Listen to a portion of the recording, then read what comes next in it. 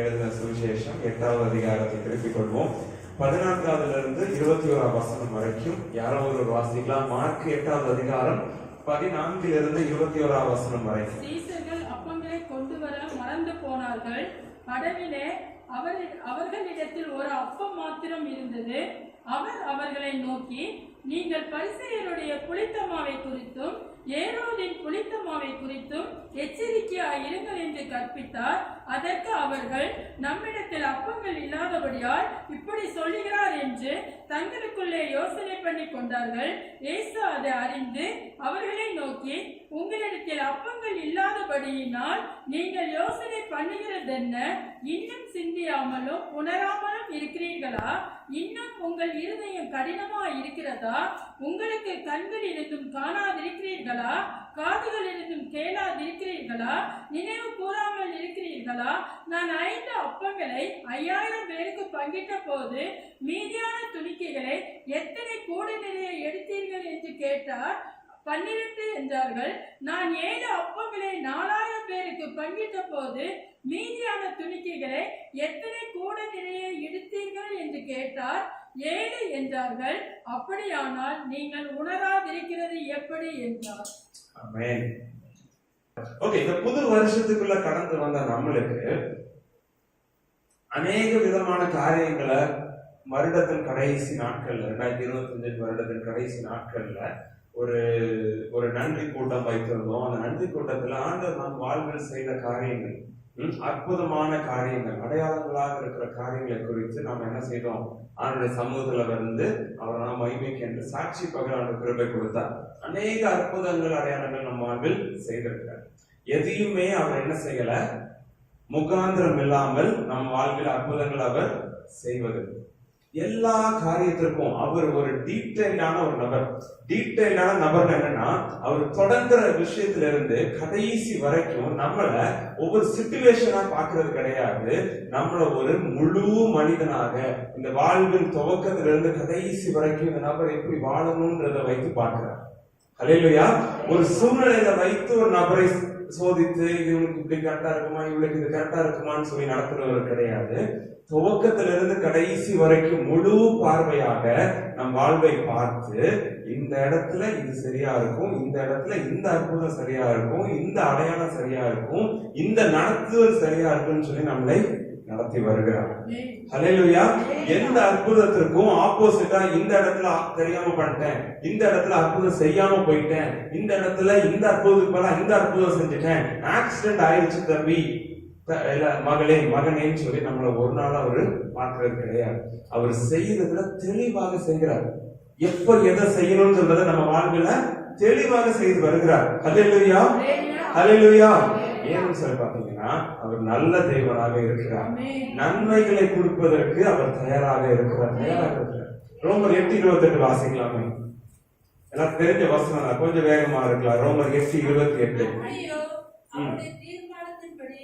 அழைக்கப்பட்டவர்களாய் தேவனிடத்தில் அன்பு கூறுகிறவர்களுக்கு சகலமும் நன்மைக்கு ஏதுவாக நடக்கிறது என்று அறிந்திருக்கிறோம். அன்றியும் அவருடைய தீர்மானத்தின்படி, அவருடைய தீர்மானத்தில் நாம் அழைக்கப்பட்டவர்களாக இருக்கிறோமே, அவருடைய தீர்மானத்தின்படி அழைக்கப்பட்டவர்களாகிய தேவனிடத்தில், அந்த தேவனிடத்தில் அன்பு கூறுகிறவர்களுக்கு சகல காரியமும் நன்மைக்கு ஏதுவாக தான் நடக்குது என்று நாம் என்ன இருக்கிறோம், அறிந்திருக்கிறோம். ஹல்லேலூயா. அவர் நம்ம மேல வைத்த அந்த அநாதி தீர்மானங்கள், ஆதி முதற்கொண்டு நம்ம மேல் பார்த்த பார்வையில, இந்த நபருக்கு, இந்த மகளுக்கு இப்படிப்பட்ட ஒரு வாழ்க்கை, இந்த குடும்பத்திற்கு இப்படிப்பட்ட ஒரு வாழ்க்கைன்னு சொல்லி ஒரு தீர்மானம் ஏற்படுத்தி வைத்திருக்கிறாராமா. ஹல்லேலூயா. அந்த தீர்மானத்துல அவரை நம்பி அவரை அன்பு கூறுகிறவர்களுக்கு சகலமும் என்னைக்கு எதுவாக மாறுது, நன்மைக்கு எதுவாக தானே மாறப்பட்டிருக்குது. ஆமென். ஹல்லேலூயா. அதனால அற்புதம் நடந்தாலும் நடக்காவிட்டாலும் அவருடைய தீர்மானத்தின் அடையில் நான் என்ன பண்ணிருக்கேன், அடைக்கலத்தில் இருக்கிறேன். அந்த தீர்மானத்துக்கு அடையில நான் என்ன பண்ணிருக்கிறேன், என்னை ஒப்பு கொடுத்திருக்கிறேன். அவர் நன்மைக்கு எதுவாக தான் எல்லாத்தையும் செய்து வருகிறார். இப்ப நான் அந்த சூழ்நிலைகளை பார்த்து நான் கலங்குறது கிடையாது, சூழ்நிலைகளை பார்த்து தவிக்கிறது கிடையாது, குயிக்கா ரெஸ்பாண்ட் பண்றது கிடையாது. ஒவ்வொரு சூழ்நிலையை பார்த்து ஒவ்வொருவருக்கும் ஒவ்வொரு விதமான ரெஸ்பான்ஸ் இருக்கும் இல்லையா? ஒரு இப்ப என்ன கேட்டீங்கன்னா, எலக்ட்ரிக் ஆக்சிடென்ட்னா எனக்கு எப்பவுமே வேகமா உள்ள இருக்க ஹார்ட் பீட் அடிக்கும். இன்னைக்கு வரைக்கும் கரண்ட் சம்பந்தப்பட்ட எந்த விஷயமா இருந்தாலும் எனக்கு குயிக்கா ரெஸ்பாண்ட் பண்ணணும்ன்றது எனக்கு உடனே தெரியும்.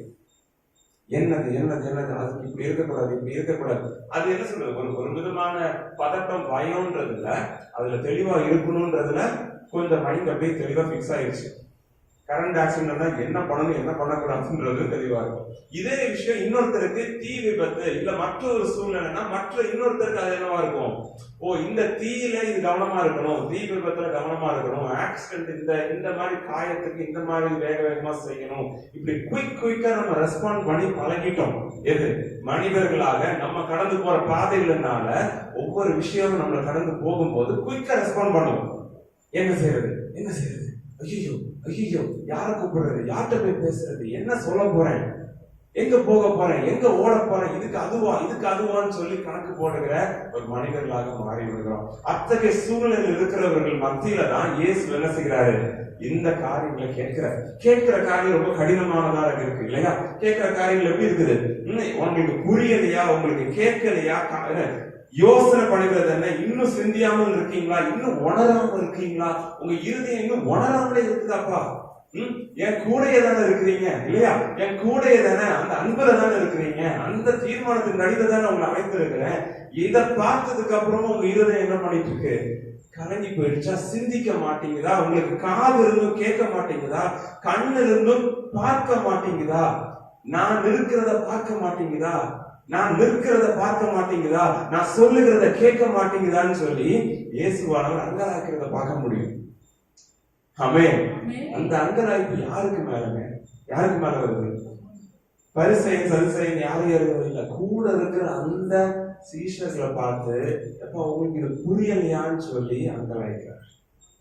உணர மாட்டீங்களா, ஆண்டவர் ரொம்ப அருகாம இருந்ததுக்கு அப்புறமும் இத்தகைய சூழ்நிலை நம்மளுக்கு இருக்கிறதுக்கு பெரிய வாய்ப்பு இருக்கு.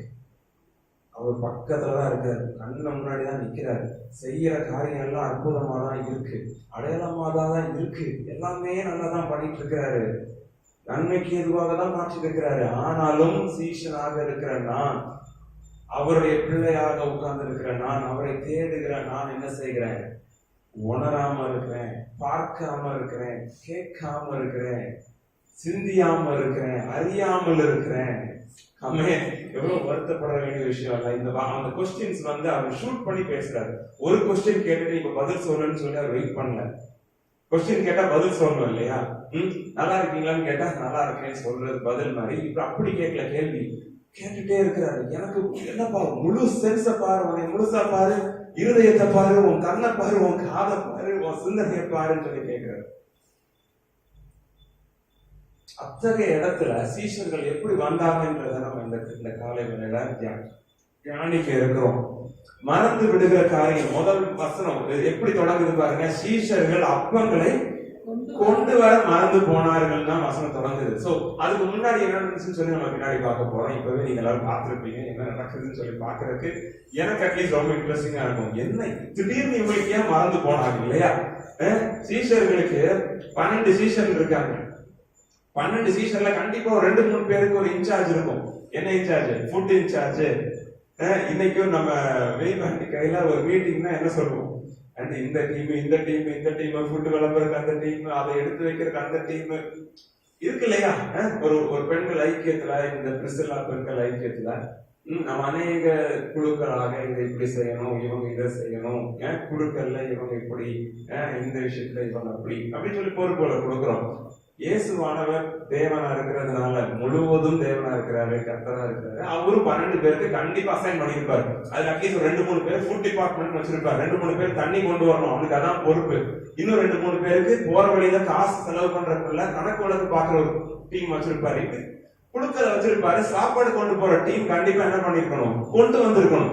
எங்க போனாலும் கொண்டு வரணும். படகுல ஏறினா இறங்கினா, அந்த ஊருக்கு போனா இந்த ஊருக்கு போனா கொண்டு போகிறதா அவங்க வேலை. இங்க என்ன பண்ணிட்டாங்க, சீஷர்கள் மறந்து போனார்கள். கொண்டு போக வேண்டிய முக்கியமான பகுதி என்னது? அப்பம். அப்பம் என்னது? சாப்பாடு. போறதுக்கு வழியில பசிக்கிற அந்த பசிக்கு கொடுக்க வேண்டிய சாப்பாடு அப்பம் இல்லையா? யாரும் மறப்போமா? இந்த சீஷர்களுக்கு முக்கியமானது என்னது? போறக்கு வழியில சாப்பிடணும், அப்பம் கொண்டு வரணும். அப்பத்தை மறந்து போனார்கள். மார்க் எழுதின சுவிசேஷம் ஃபாலோ பண்றீங்களா? கவனிக்கிறீங்களா? மார்க் எழுதின சுவிசேஷம் பாருங்க, ரொம்ப வேகமாக எழுதப்பட்டுச்சு. மொத்தம் எத்தனை சாப்டர்ஸ் இருக்கு? 14 சாப்டர்ஸ். 14 சாப்டர் ரொம்ப வேகமா எழுதாரு. மார்க்குக்கு வந்து டைம் இல்ல.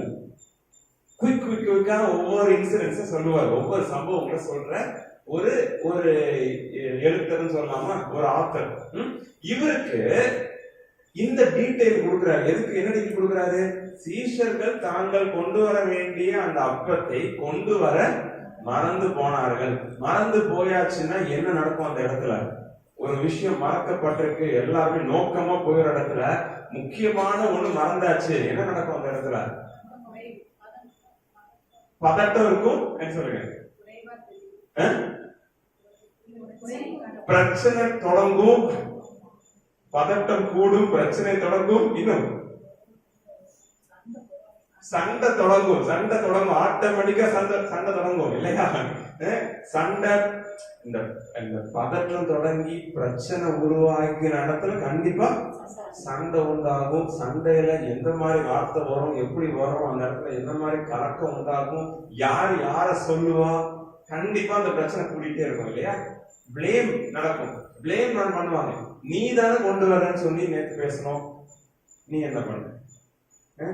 உன் பொறுப்பு தானே இது.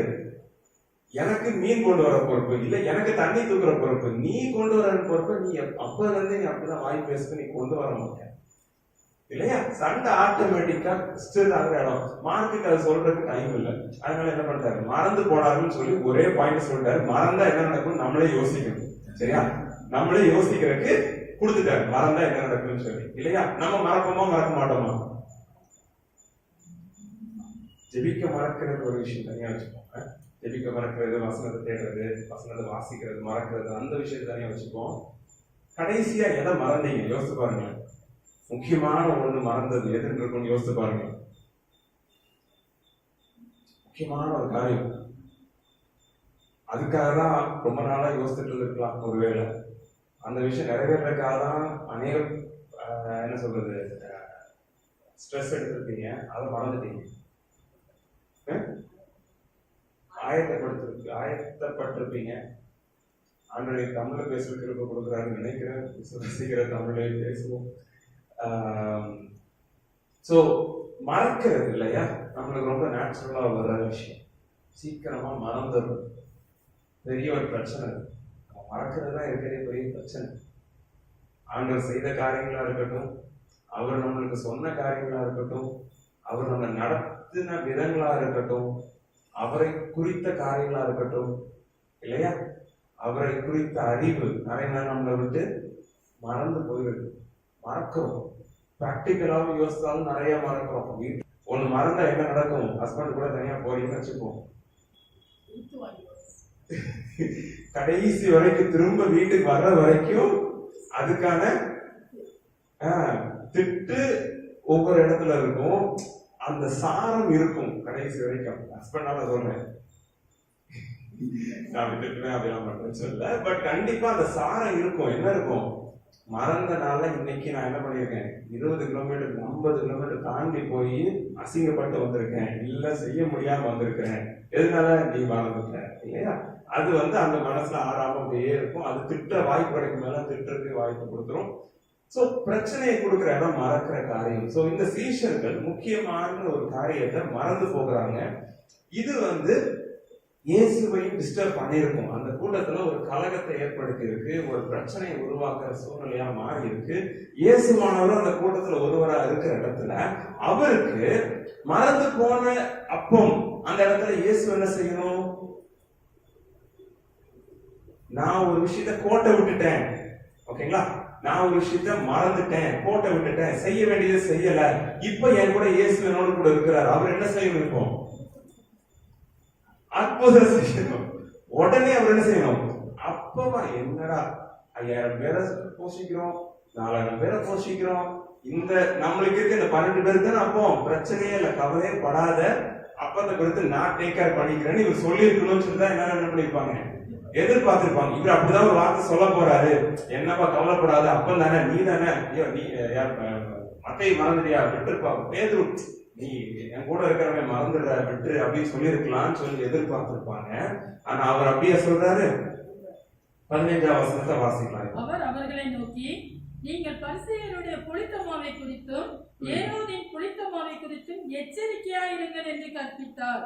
எனக்கு இந்த விஷயம் பார்த்தோன்னே எனக்கு எப்பவுமே நம்ம ஆண்டவரை குறித்து ஒரு வித்தியாசமானது இல்லையா? சூழ்நிலை இது, பதில் இப்படி. ஆண்டவரே இதுதானே பிரச்சனை. இப்போ என்ன பிரச்சனை? அப்பம் தானே பிரச்சனை. அப்பத்தை கொண்டு வரல, இவன் மறந்துட்டான். நீங்க சொல்ற பதில் எப்படி இருக்கணும்? ஒன்னே எங்களை நான் திட்டிட்டு அப்பத்தை கொடுத்துடுறேன்னு சொல்லி இருக்கணும். இல்ல எதையும் பத்தி கவலைப்படாத, நான் அவனை மன்னிச்சிடுறேன், அப்பத்தை நானே பாத்துக்கிறேன், நான் தான் இருக்கணும் அப்படின்னு சொல்லியிருக்கணும். ஆனா பதில் என்னவா இருக்கு? சம்மந்தம் இல்லாத மாதிரி இருக்கு இல்லையா? ஆண்டவர் பதில், ஆண்டவர் பிரெட்டு இது என்னப்பா சொல்றீங்க? புளித்த மாவா? அது என்ன புளித்த மாவு? புளித்த மாவுக்கு நாங்க கொண்டு வராத அப்பத்துக்கு என்ன சம்பந்தம் இல்லையா? குழம்பி போயிருப்பாங்க இல்லையா? சோ இதே போலதான் அநேக வேலைகள்ல நம்ம அநேக காரியங்களை மறந்து போய் இருக்கிறோம், மறந்து விடுகிறோம். தேவனிடத்துல வரும் பொழுதும் அவருக்கு அருகாமையில அவருடைய சமூகத்துல வந்து நின்றதுக்கு அப்புறமும் கூட அவர் செய்த காரியத்தை எல்லாத்தையும் மறந்து போய் என்ன பண்ணிருக்கிறோம்? நிறைய நடப்பு நின்றது. அவருடைய வாழ்க்கையில செய்த அந்த அற்புதங்களை மறந்து போய் விடுகிறோம். அவர் நடத்தின விதங்களை மறந்து போய் விடுகிறோம். அவர் எப்படியாக என்னை நடத்தினாரு, இந்த இடத்துல என்னை கொண்டு போனாரு, எந்த இடத்துல இருந்து என்னை இந்த இடத்துக்கு கொண்டு வந்திருக்கிறாரு, அதை மறந்துடுறோம். ரீசெண்டா இஸ்ரேல் ஜனங்களை தேவன் எப்படி தேர்ந்தெடுத்தாருன்னு சொல்லி நான் பார்த்துட்டு இருந்தேன். உபாகமும் 7ஆம் அதிகாரம் 7ஆம் வசனத்தை வாசிக்கலாம். தேவன் எப்படி இந்த இஸ்ரவேலை தேர்ந்தெடுத்தாருன்னு சொல்லி அந்த வசனம் நம்மளுக்கு சொல்லுது. சகல ஜனங்களிலும் நீங்கள் திரட்சியான ஜனம் என்று கர்த்தர் உங்கள் பேரில் அன்பு வைத்து உங்களை தெரிந்து கொள்ளவில்லை. நீங்கள் சகல ஜனங்களிலும் கொஞ்சமாய் இருந்தீர்கள். ஓகே, இந்த 7ஆவது அதிகாரத்துல 7ஆம் வசனத்துல இஸ்ரவேல் ஜனங்களை தேவன் எப்படி தெரிந்தெடுத்தாருன்னு சொல்லி இந்த இடத்துல சொல்லப்படுது. சகல ஜனங்களையும் நீங்க திரட்சியான ஜனம், பலமான ஜனம் சொல்லி கர்த்தர் உங்கள் பேர் அன்பு வைத்து உங்களை தெரிந்து கொள்ளல, உங்களை அதனால அன்பு வைக்கல. நீங்க பயங்கரமா இருக்கிறீங்க, உங்களை தெரிந்தெடுத்தா எனக்கு பயங்கரமான காரியங்களை செய்வீங்க, நீங்க பயங்கரமான ஆட்களா தெரியுறீங்க, இதன் மத்தியில நான் எப்படிப்பட்டதுன்னு சொல்லி இந்த ஜனத்தை கொண்டு நான் தெரிய வைப்பேன் அப்படின்னு சொல்லி நம்ம தெரிந்து கொள்ளவில்லை. இஸ்ரவேலை தெரிந்து கொள்ளவில்லை, அப்படி அன்பு செலுத்தல. சகல ஜனங்களே நீங்க கொஞ்சமா இருந்தீங்க, அதுன்னு பார்த்தாது நீங்க ரொம்ப சின்னதா இருந்தீங்க, பொருட்டாவே எண்ண முடியாத இடத்துல இருந்தீங்க இஸ்ரவேலர்களே. இஸ்ரவேல்னு சொல்றது இன்னைக்கு மேப்ல போய் பாருங்க, குட்டியா சம்மந்தம் இல்லாம எல்லாருக்கும் மத்தியில போய் நெருங்கி போய் உட்காந்துருப்பாங்க. சுத்தி இருக்கிறவங்க நெருங்கிட்டே இருக்க மாதிரி இருக்கும். இன்னைக்கு வரைக்கும் இருக்க மேப் அப்படிதான் இருக்கும் இஸ்ரவேல் ஜனத்துக்கு, இஸ்ரவேல் நாட்டுக்கு. அந்த காலத்துலயும் அப்படிதான் இருந்துச்சு. சுத்தி அந்த பக்கம் பார்த்தா அவன் பிரச்சனை பண்ணுவான், இந்த சைட்ல அவன் பிரச்சனை பண்ணுவான், அந்த சைட்ல அவன் பிரச்சனை பண்ணுவான். ஆனா அந்த குட்டியா கொஞ்சமா இருக்கிற பொருட்டா எண்ணப்படாத ஜனமா இருந்த இஸ்ரவேல்ல தான் தேவன் என்ன சொல்றாரு, நான் உன்னைய, இந்த கொஞ்சமா இருந்த உன்னைய, நீ திரட்சியா இருந்த, நீ பயங்கரமா இருந்தன்னு சொல்லி நான் உன்னை தெரிந்தெடுக்கல. ஆனா உன்னை நான் தெரிந்து கொண்டு உன்னை நான் என்ன பண்றேன்? அன்பு செலுத்துறேன். உன்னைய நான் யாருன்னு சொல்லி காட்ட விரும்புறேன். உன் மூலமாக அநேகருக்கு முன்பாக சாட்சியா நிறுத்த விரும்புறேன்னு சொல்லிதான் உன்னை, அந்த கொஞ்சமா இருக்கிற உன்னை நான் தெரிந்தெடுத்தேன்னு சொல்றேன். இந்த காரியத்தை நம்ம என்ன பண்றது இல்ல, நினைவு கூறுறது கிடையாது. நம்ம எந்த இடத்துல இருந்து வந்திருக்கிறோம், நம்ம எப்படிப்பட்டவர்களா இருந்த இடத்துல தேவன் என் மேல் அன்பு வைத்தாருன்றதை நாங்க என்ன பண்ணிடுறோம்? மறந்து விடுகிறோம், பண்றோம், ரிமெம்பர் பண்றது இல்ல. ஆண்டவருடைய முன்னாடி இருந்ததுக்கு அப்புறமும் அவர் இப்படிப்பட்ட எண்ணெயை தெரிந்தெடுத்தாரு, இப்படிப்பட்ட என் மேல் கிருபை கொடுத்தாரு, இப்படிப்பட்ட என் மேல் இரக்கத்தை காட்டினாரு, தயை காட்டினாரு, காரணத்தை காட்டினாரு. ஹல்லேலூயா. அந்த இடத்தை நிறைய நேரம் என்ன பண்ணிடுறோம்? மறந்து நிற்கிறோம், மறந்து போய் நிற்கிறோம். அவருக்கு முன்னாடி வந்துட்டு புரியாம நிற்கிறோம். ஜீவ அப்பத்துக்கு முன்பாக வந்து அப்பம் இல்லைன்னு ஒண்ணு நிக்கிறாங்க. எப்படி இருக்குன்னு நினைச்சு பாருங்க. நித்திய அப்பம் முன்னாடி நிக்கிறாரு. இவர்கிட்ட சாப்பிட்டவங்க இவர் பிற்கப்படுகிறாரு. பிற்கப்பட்ட அந்த சரீரத்தை சாப்பிட்டவர்கள் இனி பசியே ஆகாது. இவரிடத்துல இந்த ஜீவ தண்ணீரை குடித்தவர்களுக்கு தாகமே ஏற்படாது. ஜீவ அப்பத்திற்கு முன்பாக, நித்திய அப்பத்திற்கு முன்பாக, இந்த இட்டர்னல் பிரெட்டுக்கு முன்னாடி வந்து நின்னுட்டு அது எனக்கு அப்பம் இல்ல. அந்த வசனத்து இன்னொரு பகுதி பாருங்க, 14வது வசனத்துல இன்னொரு பகுதி, படவிலே அவர்களிடத்தில் ஒரு அப்பம் மாத்திரம். அந்த டீடைல் எதுக்கு இருக்கிறான்? அந்த அப்பம் யார் தெரியுமா? இயேசுவான். படகுல ஒரே ஒரு அப்பம் தான் மிச்சம். அந்த அப்பம் யாரு? இவர் இருக்காரு. அந்த அப்போதையும் உங்களுக்கு பார்க்க தெரியல, ஃபுல்லா குழப்பம். அப்பம் இல்ல, எனக்கு முடியல, எனக்கு சரியில்லை, எனக்கு அது புரியல, எனக்கு நடக்கிறது சரியில்லை, என் வாழ்க்கையே தப்பு, என்னாலையும் ஒண்ணும் செய்ய முடியாது, அவராலையும் ஒண்ணும் செய்ய முடியாது, எல்லாம் முடிஞ்சதுன்னு சொல்லி உட்கார்ந்து இருக்கிற சூழ்நிலை. அந்த வசனத்துல இந்த காரியம் பாருங்க, தேவன் இப்படிப்பட்ட இயேசுவானவர் இப்படிப்பட்ட ஒரு பதில் சொல்வது அநேக பேர் குழப்பி இருக்கும். நீங்கள் பரிசேயருடைய புளித்த மாவை குறித்தும் ஏரோதின் புளித்த மாவை குறித்து எச்சரிக்கையாயிருங்கள் என்று கற்பிக்க தொடங்குகிறார். ஒரு கற்பனைக்குள்ளாக நடத்துகிறார், ஒரு டீச்சிங் கொடுக்கிறார். எப்பா நீ அப்பத்தை மறந்து வந்தது அப்படி இருக்கட்டும், உனக்கு இன்னொரு முக்கியமான ஒரு காரியம் என்ன பண்ண, உனக்கு சொல்லி கொடுக்கணும். உனக்கு இல்ல இருக்குன்றதெல்லாம் ரெண்டாவது வச்சுப்போம். நீ யாருக்கு முன்னாடி நிக்கிற? ஜீவத்துக்கு அப்பத்துக்கு முன்னாடிதான் நிக்கிற. நீ கவலையே படாத அப்படிலாம் அவர் சொல்லல. ஆனா தெரியணும்னு சொல்லி உணர்த்தப்படணும்னு சொல்லிட்டு இருக்கேன். ஆனா அவர் சொல்றாரு, உனக்கு முக்கியமான ஒரு காரியம் இருக்கு, ஒரு புளித்த மாவு உன்னை சுத்தி உட்கார்ந்து இருக்குன்னு சொல்றாரு. ஹல்லேலூயா, ஹல்லேலூயா. புளித்த மாவு இல்லையா? புளித்த மாவு நம்மளை சுத்தி இருக்கு. புளித்த மாவுன்னா என்னது? அம்மா இந்த கரெக்டான கேள்விதான் கேட்கிறேன். புளித்த மாவுன்னு கேட்கிறேன், சொல்லுங்க. எதுக்கு யூஸ் பண்ணுவோம்? மாவை புளிக்க வைக்கிறதுக்கு என்ன பண்ணுவோம்? எனக்கு தெரியாது. மாவை புளிக்கிறதுக்கு என்ன செய்யலாம்? நீங்களே சொல்லுங்க, ஐடியா சொல்லுங்க. மாவை புளிக்க வைக்கிறதுக்கு என்ன செய்யணும்? சோடா உப்பு போடணும். சொல்லுங்க யார்? அப்படியே விட்டுடலாமா? ஓகே, அது அப்படியே விட்டா புடிச்சிடுமா? ஓகே ஓகே, கை படணும்ல. பாயிண்ட் கரெக்டா சொன்னீங்க, கை படணும் இல்லையா? ஓகே, அந்த இடத்துக்கு வரும். தயிர் புளிக்கணும்னா என்ன செய்யணும்? ஐ மீன் பால் வந்து தயிர் ஆகணும். என்ன செய்யணும்? என்ன ஒரு ஊத்தணும்?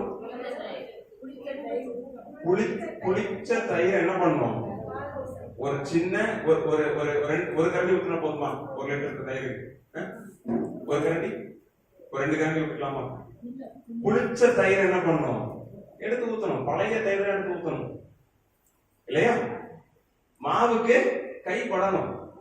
ஓகேவா? சோ இதுல என்ன வேற சயின்ஸ் வேற எதுவும் கிடையாது. புளித்த மாவுன்னு சொல்றதுக்கு ஈஸ்ட், இங்கிலீஷ்ல ஈஸ்ட்னு சொல்லிருக்கு. ஈஸ்ட் நம்ம யூஸ் பண்ணுவோம் இல்லையா? இதுக்கு பிரெட், ஈவன் சோடா சால்ட் மாதிரி ஈஸ்ட் வந்து ஒரு பாக்டீரியா. சரிங்களா? சோ பாக்டீரியா என்ன செய்யும் சொல்லி பாத்தீங்கன்னா, மாவுல அந்த பாக்டீரியாவை கொஞ்சம் எடுத்து போடணும். அந்த ஈஸ்ட்னு சொல்ற காரியத்தை கொஞ்சம் எடுத்து போடணும். மாவுல போட்டுட்டு தண்ணி எல்லாம் ஊத்தி என்ன பண்ணிக்கணும்? கலந்து வச்சுக்கிட்டா என்ன ஆயிரும்? அது புளிச்சு வரும்ன்றதுதான் பேக்கரியோட சயின்ஸ். ஆனா இந்த ஈஸ்ட், இந்த புளித்த மாவுன்னு சொல்லி இயேசுவானவர் சொல்றாரு பாருங்க, பரிசேயனுடைய புளித்த மாவும் ஏரோதனுடைய புளித்த மாவை குறித்து நீங்க என்னவா இருக்கணும்? எச்சரிக்கையா இருங்கன்னு சொல்றாரு. அப்பத்தை கேட்டு அப்பத்தை மறந்து வந்திருக்கவங்க முன்னாடி ஒரு எச்சரிக்கையின் செய்தி அவர் என்ன செய்யறாரு? சொல்லல, கற்பிக்கிறார், கற்பித்து கொடுக்கிறார். எச்சரிக்கையா இருப்பா, இதை நீ கற்றுக்கொள்ளணும். உன்னை சுத்தி ஒரு புளிச்ச மாவு இருக்கு, உன்னைய கண்டாமினேட் பண்றதுக்கு, உன்னைய தீமைக்குள்ளாக நடத்துறதற்கு, தீங்கு உண்டாக்குவதற்கு புளித்த மாவு உன்னை சுத்தி உட்கார்ந்து இருக்கு. கேர்ஃபுல்லா இரு. புளித்த மாவுனா என்ன? புளித்த மாவுன்னு சொல்லி பைபிள்ல அநேக இடங்கள்ல நம்ம பார்க்கிறோம். இந்த புளித்த மாவுன்னு சொல்ற இந்த ஈஸ்ட் எதை சொல்லுதுன்னா, ஒரு மனிதனுடைய அவிசுவாசத்தை குறித்தும், ஒரு மனிதன் மீறுதல்கள் செய்கிறது, பாவம் செய்கிறதை குறித்தும், அவனுடைய அசுத்தமான செயல்களை குறித்தும், அவன் பண்ணுகிற இன்னொரு காரியம் என்ன? அசுத்தமான காரியம் அவனுடைய அவிசுவாசத்தை குறித்தும் சொல்லப்படுது, அவனுடைய பெருமையை குறித்தும் சொல்லப்படுது. அன்பிலீஃப், பிரைட் அண்ட் சின் தான் இந்த புளித்த மாவுன்னு சொல்லி இயேசுவானவர் சொல்லுகிறார். அவிசுவாசம், பெருமை, பாவம், மீறுதல்கள், பாவத்தை தான் அவர் என்ன சொல்றாரு, புளித்த மாவுல சொல்லுகிறார். இந்த பரிசேயரிலிருந்து ஒரு புளித்த மாவு புறப்படுது, இந்த ஏரோதனிடத்திலிருந்து ஒரு புளித்த மாவு புறப்படுது. அவங்க எல்லாம் உன்கிட்ட வந்து உன்னைய தீங்குண்டாக்க செய்யறதுக்கு நினைக்கிறாங்க, அவங்களிடத்துல என்னவாரு, எச்சரிக்கையாருன்னு சொல்றாரு. ஓகேவா? இப்ப நான் ஒரு ஆக்ஷன் என்ன சொல்றது, ஒரு இல்லஸ்ட்ரேஷனை காட்டுறேன். ஓகே, இங்கே பிரெட் செஞ்சிடலாம். ஓகே, பிரெட் செய்யறதுக்கு என்ன வேணும், மாவு வேணும் இல்லையா? இவ்வளவு மாவு பத்தாது, எக்ஸாம்பிள்னால மாவு இவ்வளவு தான் இருக்கு, சரியா? ஓகே, மாவு இவ்வளவு தேவை இருக்குன்னு வச்சுப்போம். இன்னொரு பவுல் எடுத்துக்கலாம். பவுல்ல நம்மளுக்கு என்ன தேவை, அந்த இடத்துல ஈஸ்ட போடணும். இப்படிதான் பேக்கரிக்காரங்க செய்வாங்க. சோ ஃபர்ஸ்ட் வந்து ஓகே, சோ நம்ம புரிய வைக்கிறதுக்காக தான் பேசுறேன். இதுதான் ஈஸ்ட். இந்த ஈஸ்ட் பாத்தீங்கன்னா சின்ன சின்னதா துகள் துகளா தான் இருக்கும். நீங்க பார்த்துருப்பீங்க நிறைய பேர். ஆனா இப்படிதான் இருக்கும், ரொம்ப தூளா தான் இருக்கும்.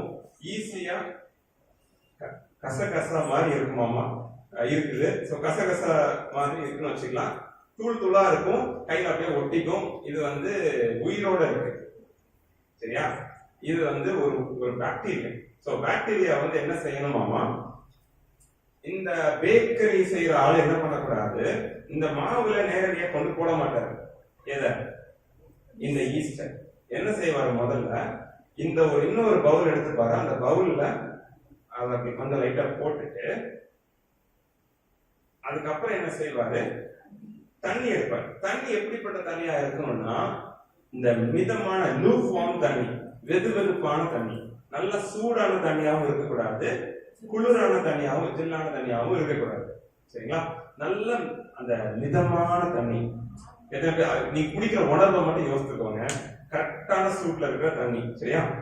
ரொம்ப சூடா இருக்கிற தண்ணியும் குடிக்க முடியாது, டீயா போயிடும். ரொம்ப ஆடி போயிருந்தா குளிரா போயிடும். இப்ப நல்ல மிதமான தண்ணி என்ன பண்ணுவாரு, அந்த ஈஸ்டுக்குள்ள இதெல்லாம் ஊத்தி விட்டுட்டு நல்லா கலக்குவாரு. கலக்குன கொஞ்ச நேரத்திலேயே இந்த ஈஸ்ட் வந்து என்ன செஞ்சிடும், அதோடைய வேலையை செய்ய தொடங்கிரும். அப்படின்னா இந்த தண்ணியோட சேர்ந்து அது கலக்க தொடங்கும். இந்த கலர் மாறி இருக்கு பாருங்க. இந்த கலங்கின தண்ணியை என்ன செய்வாரு, அதுக்கப்புறம் தான் இந்த மாவுல போடுவாரு. இதை ஏன் இந்த விளக்கத்தை கொடுத்தேன்னா, இந்த தண்ணி எப்படிப்பட்டதா இருக்கணும்னு சொன்னேன், வெது வெதுப்பான தண்ணியா இருக்கணும். நம்மளுக்குள்ள புளித்த மாவு ஒர்க் அவுட் ஆகணும், என்ன செய்யணும், நம்ம எப்படி இருக்கணும், நம்மளுக்குள்ள இந்த புளித்த மாவு ஒர்க் அவுட் ஆகணும். இயேசுவானவர் எச்சரிக்கிறார் இல்லையா, புளித்த மாவு குறித்து கேர்ஃபுல்லா இருங்க, நீங்க உன்னை சுத்தி தான் இந்த புளித்த மாவு இருக்குன்னு சொல்றாரு பாத்தீங்களா? அவர் சொல்லும் போது எச்சரிக்கையா இருங்கன்னு சொல்றாரு பாருங்க. இந்த புளித்த மாவு நம்ம லைஃப்ல ஒர்க் அவுட் ஆகணும்னா நம்ம எப்படி இருக்கணும், இந்த தண்ணி எப்படி இருக்கணும், வெது வெதுப்பா இருக்கணுமா? அநேக வேளையில இந்த வெது வெதுப்பு தான் நம்ம என்ன செய்யுது, இந்த புளித்த மாவுகளை கலக்க வச்சிருது, நம்ம லைஃப்ல கலக்க வச்சிருது. இந்த கலந்த தண்ணியை தான் அவர் என்ன செய்வாரு, இதுக்குள்ள போடுவாரு. இந்த அப்பம் யாரு, இந்த மாவு யாரு, இயேசு. அது அவரோட சேர்ந்து இந்த புளித்த மாவையும் கலந்து இன்னொரு கலவையா மாறி உட்கார்ந்து இருப்போம். குளிராகவும் இல்ல, நல்ல அனலாகவும் இல்ல, குளிராகவும் இல்ல, வெது வெதுப்பா இருந்துட்டு தப்பான காரியங்கள்ல நம்ம ஈடுபட தொடங்கிடும். தீமையான காரியங்கள் நம்மளோட வாழ்க்கையில கலக்க தொடங்கிடுது. எச்சரிக்கையா இருங்கள். ஹல்லேலூயா. நம்ம வெது வெதுப்பாமா இருப்போமே. ஆனால் அக்கா தான் சொல்லிட்டு இருந்தாங்க, வெது வெதுப்புனா என்னது இல்லையா, லூக் வார்ம் இங்கிலீஷ்ல. லூக் வார்மா உட்கார்ந்துட்டு இருந்தோம்னா அப்படின்னு என்னது, அது வந்தா வந்துட்டு போகுது, இது நடந்துட்டு போகுது, அப்படியே உட்கார்ந்து இருப்போம். என்னதான் நடக்குதுன்னு பார்த்து உட்கார்ந்து கவனிப்போமே. எதை பத்தியும் கவலை இல்லாம இருக்கு. ஜெபிக்க வேண்டிய நேரத்தில் ஜெபிக்காமல் இருக்கிறது, வேதத்தை தேட வேண்டிய இடத்துல, வசனத்தை வாசிக்க வேண்டிய இடத்துல, ஆராய வேண்டிய இடத்துல அமைதியாக உட்கார்ந்து இருக்கிறது என்னது, அது வெது வெதுப்பா இருக்கிறது. ஆவியானவனால ஆட்கொள்ளப்பட்டு ஜெபத்துல நடத்தப்படுறதுக்கு பதிலாக யாரையோ கூப்பிட்டு இழுத்து வச்சு ஐயா அப்பா அப்பா அப்படின்னு சொல்லி பேசிட்டு இருக்கிறதா என்னது, வெது வெதுப்பா இருக்கிற தன்மை. அநேக வேலையில இந்த பிடித்த மாவு இப்படிதான் ஒர்க் அவுட் ஆகும். அததான் என்ன செய்யறாரு, இந்த ஈஸ்ட் இப்படி போட்டு நேரடியா போட மாட்டாரு. எதுல மாவு ஊத்தி போட மாட்டாரு. இந்த தண்ணி இந்த வெதுவெதுப்பா இருக்கு பாருங்க, வெதுவெதுப்பா இருக்கிற அந்த சீசன் பாருங்க, அவன் என்ன பண்ணிடுவான், இந்த புளித்த மாவை அப்படியே அப்சர்வ் பண்ணுவான், அப்படியே இழுத்துப்பான். உள்ள இழுத்துட்டு மொத்த மாவையும் கலந்து அந்த மொத்த மாவு வேஸ்டா போயிடும், ஃபுல்லாவே ஈஸ்டா மாறிடும். 8 மணி நேரம் கழிச்சு என்ன இருக்கும், இது இப்போ புளிச்சு போச்சுன்னு சொல்லலாம். தயிரும் சரி மாவா இருந்தாலும் சரி இது புளிச்சிருச்சுன்னு சொல்லலாம். அதே போலதான் இயேசு என்ன சொல்றாரு, கேர்ஃபுல்லா இருங்க, எச்சரிக்கையா இருங்க, புளித்த மாவை ஐடென்டிஃபை பண்ணுங்க. புளித்த மாவை என்ன பண்ணும், ஐடென்டிஃபை பண்ணும். எது புளித்த மாவுன்னு கண்டுபிடிக்க தெரியணும். ஹல்லேலூயா. புளித்த மாவு நம்ம பக்கத்துல தான் இருக்கு, அருகாமையில தான் இருக்கு, சுத்திதான் இருக்கு. அந்த புளித்த மாவு எதுன்னு சொல்லி நம்ம அறிவதற்கு அழைக்கப்படுகிறோம், எச்சரிக்கையா இருக்க அழைக்கப்படுறோம். அந்த கற்றுக் கொடுக்கிறாரு அப்படின்னு என்ன சொல்லி கொடுக்குறாரு. என் முன்னாடி ஒருத்தன் வந்துட்டு போனா பாருங்க, பரிசேயன், அவன் ஒரு புளித்த மாவுன்னு சொல்றாரு. 2 வருஷத்துக்கு முன்னாடி பரிசேயன் வந்து போயிருப்பான். என்ன கேட்டான், அவிசுவாசத்தை வெளிப்படுத்துறான். என்ன கேட்கிறான், எங்களுக்கு இன்னொரு பெரிய அடையாளத்தை காட்டுங்க, நாங்க நம்புறோம்ன்ற மாதிரி பேசுறான். யார், இந்த பரிசேயன். அது ஒரு புளித்த மாவு, அவிசுவாசம் சொல்லுகிற ஒரு புளித்த மாவு இந்த பரிசேயனுக்குள்ள ஒர்க் அவுட் ஆகுது. அவன் கேட்கிறான், காட்டுங்க, நீங்க எப்படிப்பட்டவங்க நாங்களும் தெரிஞ்சு பாத்துக்கிறோம். சும்மா ஆண்டவர்கிட்ட கேம் மாதிரி விளையாடுறது. அவிசுவாசத்தை வெளிப்படுத்துறாரு. ஆண்டவர் அவரோட ஆவி கலங்குதான். அந்த இடத்துல சொல்லுது, ஆவி பெருமூச்சு விடுறாரு. பெருமூச்சு விடுறாரு, ஆவியில பெருமூச்சு விடுறாரு. ஐயோ எனக்கு புரியலையேன்னு சொல்லி இந்த புளித்த மாவட்டத்துல நம்ம கேர்ஃபுல்லா இருக்கணும். அவிசுவாசமாக பேசுகிற இடத்துல நம்ம என்னவா இருக்கணும், கேர்ஃபுல்லாக இருக்கணும். பாவத்தை தூண்டுகிற இடத்துல, பாவத்தை தூண்டுகிற பொருள் இடத்துல, பாவத்தை தூண்டுகிற இடத்த கேர்ஃபுல்லா இருங்க. அந்த அசுத்தமும் பரிசுத்தமாக இருக்கிற தேவனும் கலக்கப்பட கூடாது. இந்த அப்பம் யார், இதுல இயேசு சொல்றாரு, இந்த அப்பத்தோட இந்த புளித்த மாவை கலக்காத. அவர் ஒரு நாளும் கலப்பதை விரும்பதே கிடையாது. கலக்காத, இதையும் அதையும் பேசாத, இப்படி கலக்காத, உன்னை இந்த பக்கமா இரு, இந்த பக்கமா இருன்னு சொல்றாரு. ஹல்லேலூயா. ஆண்டவர் இப்படி ஒரு அழைப்பை வைத்திருக்கிறார் நம்ம எல்லா வாழ்க்கையிலுமே. எப்படி கலக்கக்கூடாதுன்ற விஷயத்துல அநேக காரியங்களை பார்க்கலாம். உபாகமத்தின் புஸ்தகத்துல 22வது அதிகாரம் 11வது வசனத்தை யாராவது வாசிக்கலாம். உபாகமம் 22 11வது வசனம். ஆட்டு மயிரும் பஞ்சு நூலும் கலந்த வஸ்திரத்தை உடுத்திக் கொள்ளாயாக. ஓகே, சம்பந்தமில்லாத வசனமா இருக்கிறீங்களா? ஆட்டு மயிரும் என்ன பண்ணக்கூடாது, பஞ்சு நூலையும் கலந்து உடுத்திக் கொள்ளாத. இந்த நூலையுமே இந்த நூலையும் கலக்காத. ஆண்டவர் எதுக்கு சொன்னாரு யாருக்கா தெரியுமா? இது ஒரு பழைய பாட்டு கற்பனை. பழைய பாட்டுல ஒரு கற்பனை கொடுத்திருக்கு. இந்த மெட்டீரியல் காட்டனையும் இந்த மெட்டீரியல் காட்டனையும் என்ன பண்ணாத, லினனையும் மிக்ஸ் பண்ணாத சொல்றாரு. ஏன் சொல்றாரு நினைக்கிறீங்க?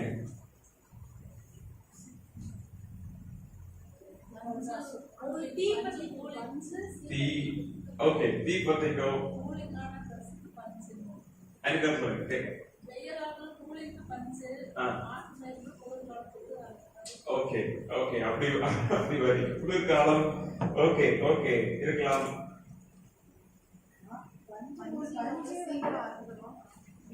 சரி, நீங்க உங்களை அப்படி யோசிக்கிறதுல நான் விட்டுறேன், நான் பதிலே சொல்லல. அநேக காரியங்கள் ஆண்டவர் பழைய பாட்டு கற்பனை 613 கற்பனை இருக்கு. ஒவ்வொரு கற்பனையிலையும் ஒவ்வொரு விதமான கேள்வி. இதை ஏன் இதை பண்ணக்கூடாதுன்னு சொன்னாலும் தெரியாது. சில விஷயங்களுக்கு ஓகே சயின்ஸ் மாதிரி பார்த்துடலாம்.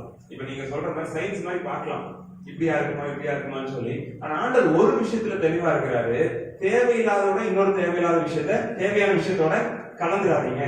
இது அவசியம், இது அவசியம் இல்லாதது, ரெண்டையும் என்ன பண்ணாதீங்க, கலக்காதீங்க, மிக்ஸ் பண்ணாதீங்க. கலந்து போன ஒரு கலவையா மாத்தாதீங்க. புளித்த மாவை எடுத்து என்ன பண்ணாதீங்க, நல்ல அப்பத்துல கலந்துடாதீங்க.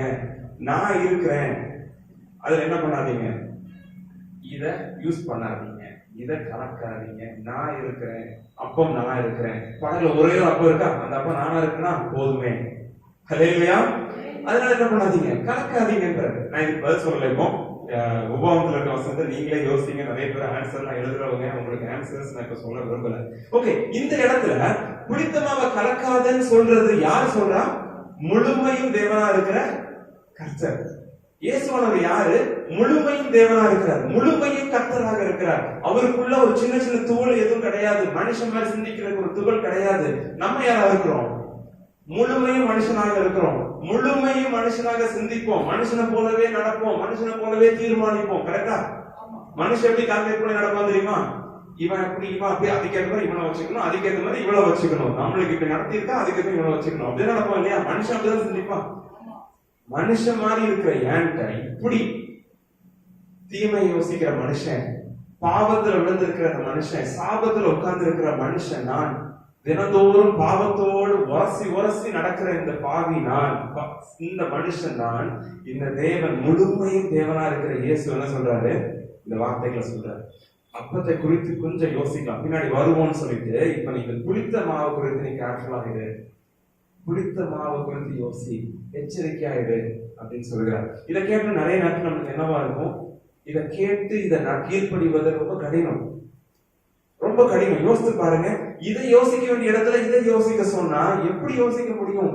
மனதெல்லாம் பதறி போய் உட்கார்ந்து இருக்கிறேன், யோசனைகள்ல குழம்பி போய் உட்கார்ந்து இருக்கிறேன். இப்ப நான் என்ன யோசிக்கணும்? புளித்த மாவை குறித்து யோசிக்கணும் அப்பா.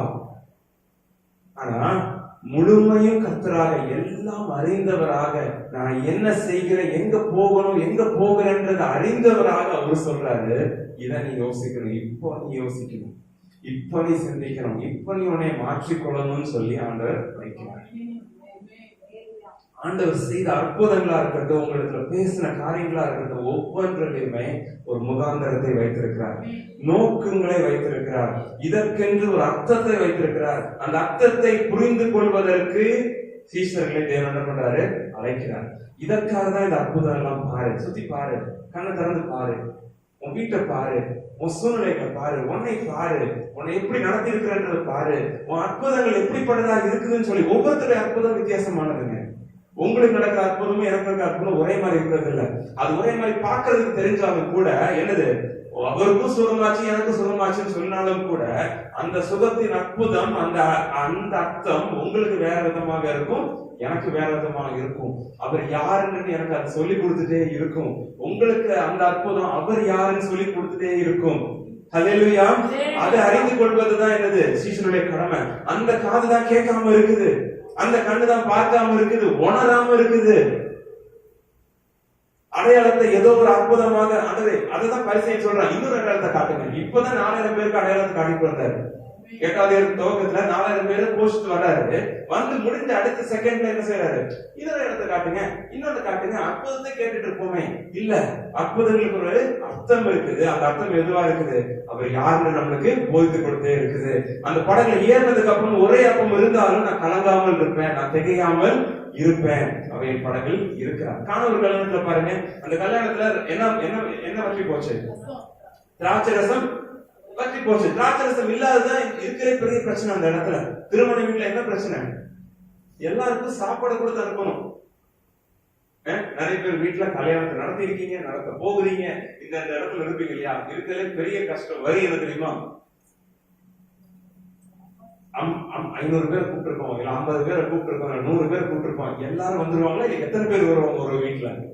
இல்லையா? ஒரு வீட்டுல 2 பேர் வருவாங்களா? இல்ல ஒரு 4 பேர் வந்துட்டா என்ன செய்யறது? இல்ல வராமலே போயிட்டா என்ன செய்யறது? சாப்பாடு கணக்கு போடுறது இல்லையா? ரொம்ப கஷ்டம், ரொம்ப கஷ்டம். 50 பேர் வருவாங்களா, 200 பேர் வந்துருவாங்களா தெரியாது.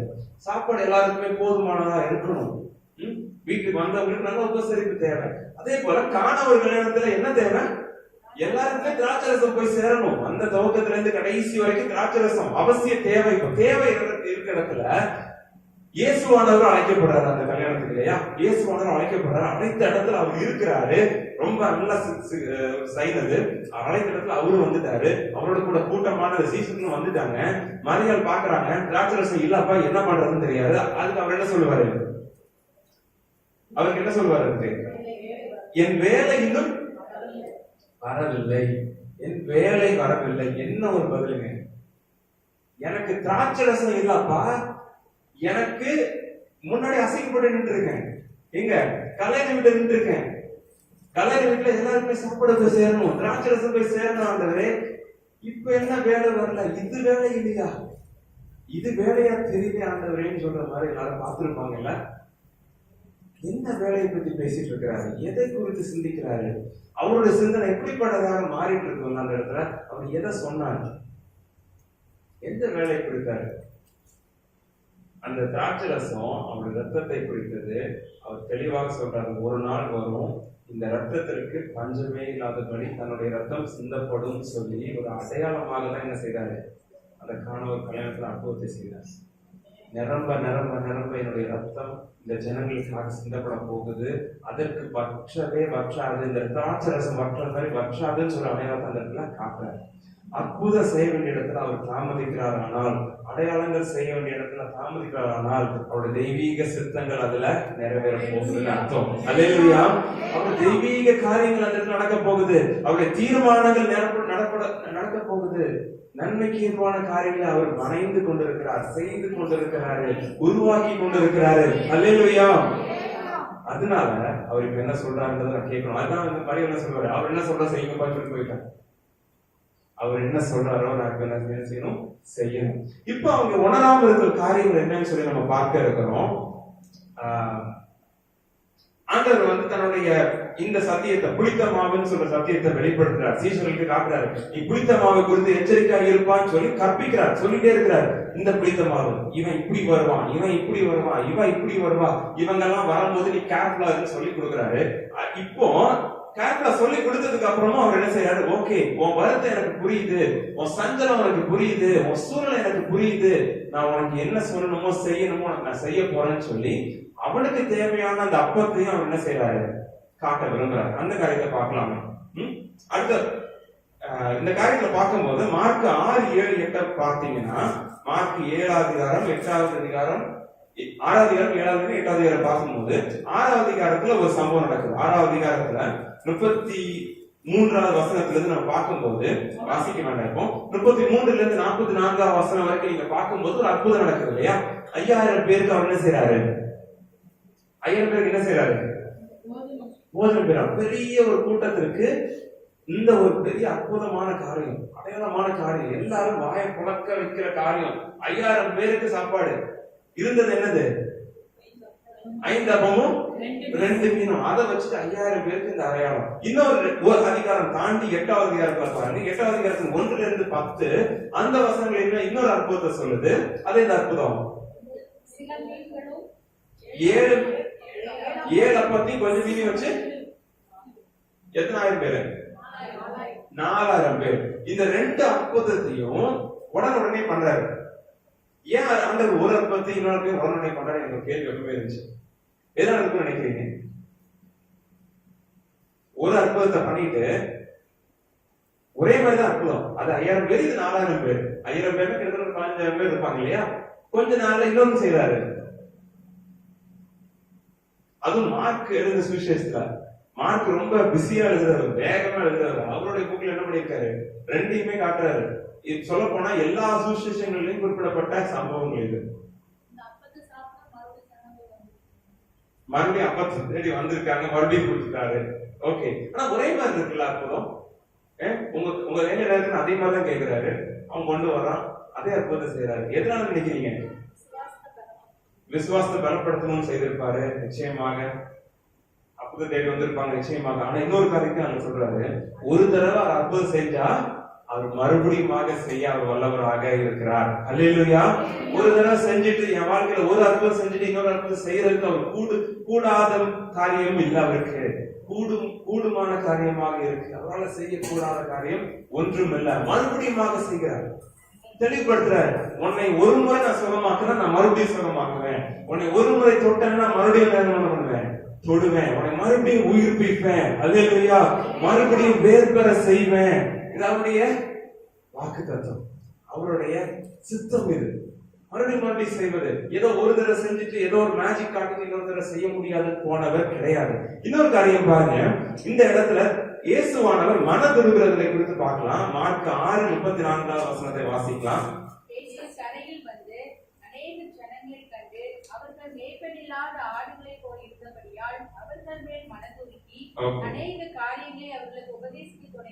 ஓகே, இந்த இடத்துல அநேக மக்கள் கூடி வந்திருக்கிறத பாக்குறாரு. 34 வசனத்துல அநேக ஜனங்கள் கரையில வந்து நின்னதுக்கு அப்புறம் அநேக ஜனங்கள் வர்றத பாக்குறாரு. அநேக மக்கள் இருந்தா அநேக பிரச்சனைகள் வரும். அப்படியா? ஒரு கூட்டத்துல ஒரு 4-5 பேர் கூட்டிட்டோம்னா என்ன ஆகும்? என்னோட நாமம் மகிமைப்படும். அல்லேலூயா. அப்படிதான் நடக்கணும். ஆனா 4 பேர் கூட்டினா என்ன ஆகும்? பிரச்சனை வரும், ஆட்டோமேட்டிக்கா வரும். பொறாம ஆட்டோமேட்டிக்கா எழும்பும். அவ சொல்லி நானா, அவன் சொல்லி நானா, இப்படியா அப்படியா, உனக்கு என்ன அருகதை இருக்கு? இல்ல எங்கே 2-3 பேர் கூடினா அவர் மத்தியில யார் வருவா? போன வர இடத்துல நமக்கு ஆட்டோமேட்டிக்கா பிரச்சனை வந்து கூடி உட்கார்ந்துருக்கணும். என்னுடைய ஃப்ரெண்டு ஞாபகம் இருக்கு, நான் இருந்த இடத்துல ரூம்மேட்ஸ் அந்த 2 பேர் இருந்தோம். அவங்க ஒரு ஸ்டாஃப், நானும் ஒரு ஸ்டாஃப். 2 பேரும் நைட்டு நேரம் எல்லா வேலையும் முடிச்சுட்டு படுத்துறது பேசுவோம் கொஞ்ச நேரம். அப்ப அவன் சொல்லுவான், நானும் சொல்லுவான், அவன் சொல்லுவான். அவன் சொல்லுவான், இந்த புதுசா வர பசங்க, இந்த எங்க இடத்துல அடிக்கடி ஆள் வந்து போயிட்டே இருக்கும். ஒரு புதுசா இந்த வர பசங்க பாரு, எப்படி நடக்கணும்னு அவனுக்கு தெரியாது. பாத்ரூம் கிளீனா வைக்க தெரியாது, அசிங்கப்படுத்திடுவானுங்க. அது இந்த கூட்ட பசங்க வந்தானே இந்த பாத்ரூம் யூஸ் பண்ண அசிங்கப்படுத்திடுறான், இந்த ரூம்ல கிறுக்கி வச்சிடுறான். இந்த பாலிக பசங்க இங்க வந்து போறதுல குழம்பிட்டே இருக்கான். அவனும் குழம்போ நானும் தான் போவாங்க. அந்த இதை உடச்சுட்டானாமா, அதை தூக்கிட்டு போயிட்டானாமா, அது தூக்கு இடத்துல வைக்கிறது இல்ல, சொல்ற மாதிரி கேட்கறது இல்லைன்னு சொல்லி குழம்போம். அப்ப சொன்னோம், அப்ப நாங்களே பேசும்போது சொன்னோம், பேசாம உனக்கு ஒரு தீவு எனக்கு ஒரு தீவு, 2 பேரும் தனியா பிரிஞ்சு ஒரு தனி தீவுல போய் உட்காந்துருவோமான்னு கேட்டோம்.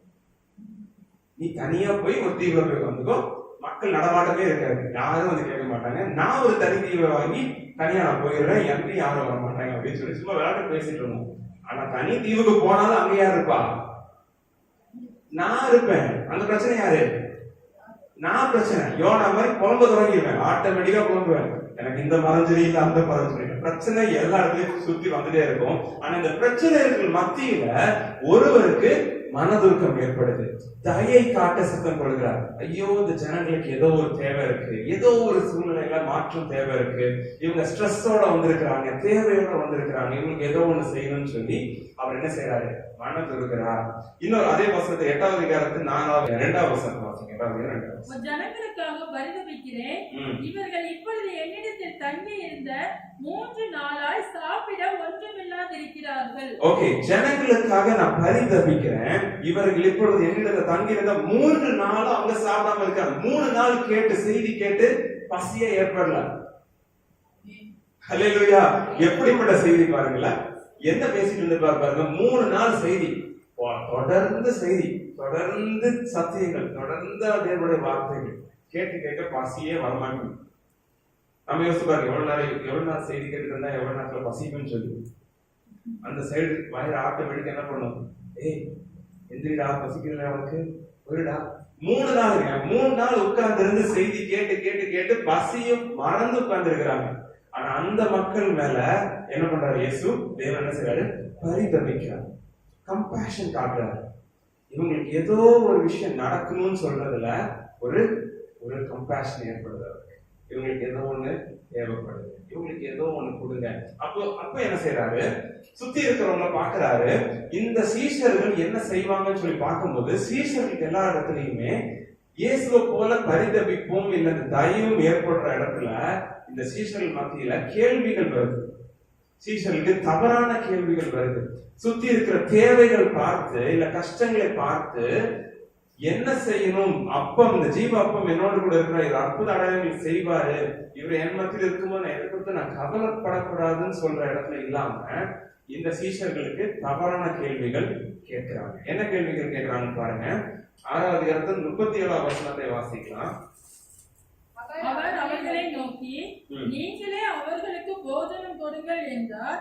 அதற்கு அவர்கள், நாங்கள் போய் 200 பணத்துக்கு அப்பங்களை வாங்கி இவர்களுக்கு புசிக்கும்படி கொடுக்க கூடுமோ என்றார்கள். ஓகே, ஆண்டவர் பரிதபிக்கிறாரு, மனதுருங்குறாரு. மனதுருங்கின தேவன் ஆக்ஷனுக்கு மாறுகிறார். 37வது வசனத்துல நீங்களே அவர்களுக்கு போஜனம் கொடுங்கள். முதல் சம்பவத்துல நீங்களே போஜனம் கொடுங்க, நம்ம யாரை தேடி போகணும், அங்க போகணுமா இங்க போகணுமா, நீங்களே கொடுங்க, பிளான் பண்ணுங்கன்னு சொல்லி ஆக்ஷன்ல இறங்குறாரு. தன்னுடைய பரிதபிப்பு இல்ல தன்னுடைய அந்த மனதுருக்கம் இப்ப ஆக்ஷனுக்கு மாறுது. கேட்கிறாரு, போஜனம் கொடுங்கன்னு சொன்ன உடனே நாங்க எங்க போய் 200 பணத்துக்கு அப்பங்களை வாங்கி இவங்களுக்கு குசி கொடுக்க முடியும்? 200 பணம்ன்றது ஒரு வருஷத்துக்கு தேவையான சம்பாத்தியம். இவ்வளவு பணத்தை கொண்டு போய் இவங்களுக்கு இவ்வளவு வாங்கி கொடுக்க முடியுமா? எந்த ஊருக்கு போய் வாங்குவோம்? இவ்வளவு தூரம் நடக்கணும்? இதெல்லாம் கூடுமாண்டவரே, இதெல்லாம் வேலைக்காகிற விஷயம் அப்பான்னு சொல்லி கேட்கிறாங்க. 8வது அதிகாரத்துக்கு சம்பவத்துல என்ன கேட்கிறாங்கன்னு பாருங்க. 8வது அதிகாரத்துல 4ஆம் வசனம். அதற்கு அவருடைய சீஷர்கள், இந்த வனாந்திரத்திலே ஒருவன் எங்கே இருந்து அப்பங்களை கொண்டு வந்து இத்தனை பேர்களை திருப்தியாக கூடும் என்றார்கள். ஒருவன் எங்கிருந்து அப்பங்களை கொண்டு வந்து இத்தனை பேர்களுக்கு கொண்டு வந்து திருப்தி? எப்படி, எங்க இருந்து இந்த அப்பம் வரும்? எங்க, எப்படி? இல்லையா கேள்வி. ஹவு, வாட், வேர், வை, எப்படிப்பா இதெல்லாம் நடக்கும்?